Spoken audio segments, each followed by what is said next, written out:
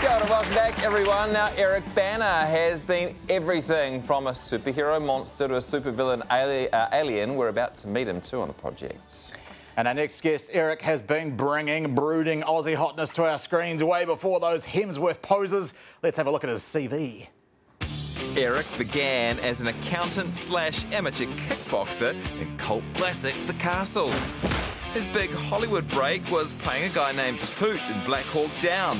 He also gained 14 kilos to become Aussie criminal Chopper. Get the f***ing cash, would ya? He trimmed down again to play Bruce Banner, no relation, in The Hulk. Eric led a mission in Munich, gained a hammerhead in Finding Nemo, and was also Rachel McAdams' time-travelling librarian.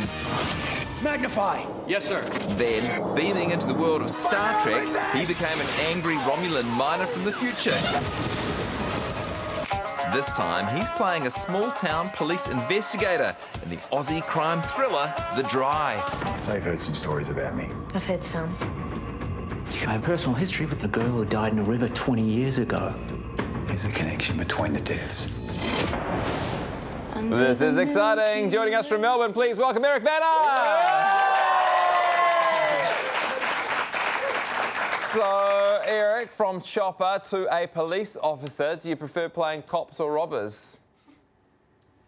Oh, it depends on the character, really. I mean, in this case, whilst my character is a federal agent, there is something unusual about him and his past that kind of casts a fair bit of suspicion. But I don't know. It just depends on the writing. I mean, in this case, I was happy to play the on paper good guy, you know, for sure. But there's no doubt that not having the moral compass can be quite freeing, for sure.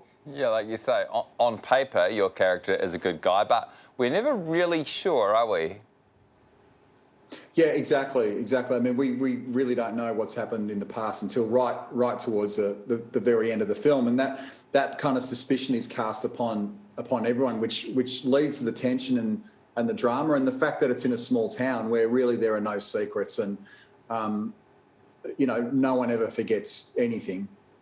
It must have been very exciting for the locals because you filmed it in a very dry, remote part of Australia. They must have enjoyed having big film stars in town. Yeah, I mean, it was you know, great for us, and it was funny. One day we were in this tiny town that was so small they didn't even have drinking water, and their drinking water would get trucked in like once a week. And we had a production vehicle parked in front of the chemist. I think there was only like 2 shops in the street. And this lady walked out, and I said, "I'm sorry." I said, "The car's parked right there, but I'm sure it's going to get moved in a minute." She said, "Oh, don't worry, love. It's just nice to see some cars parked on the street." I thought, okay, that kind of says it all. Yeah. Your roots are in comedy. Do you ever contemplate a return to that? Oh, I get my brain still thinks the same way. So my brain still works like I'm doing sketch comedy. So if I see someone and I think they need to be taken down a peg, or I watch TV and someone's driving me insane, my mind immediately goes to sketch comedy and could I impersonate that person and take them down and, you know, like just give them a bit of a slap, you know what I mean? But obviously I don't do anything about that. I just kind of like think it through in my head. And in terms of stand-up, once in a blue moon I get a fantasy about it, but then I picture myself in a Tarago van with 4 other comedians driving through regional Australia, and I quickly come back to earth. You've never done a film in New Zealand before. Is that something you'd be keen to do?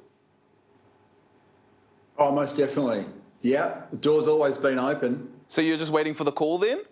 Get the script to me, get that location to New Zealand, and I'm there in a heartbeat. Just hasn't happened. It's something I would dearly love. But yeah, opportunity hasn't come up yet. But in the same way that I love shooting here in Australia, I would be just as thrilled to spend some time in your great country. We are already working on a script. Eric Bana, thanks so much for joining us tonight. Yeah.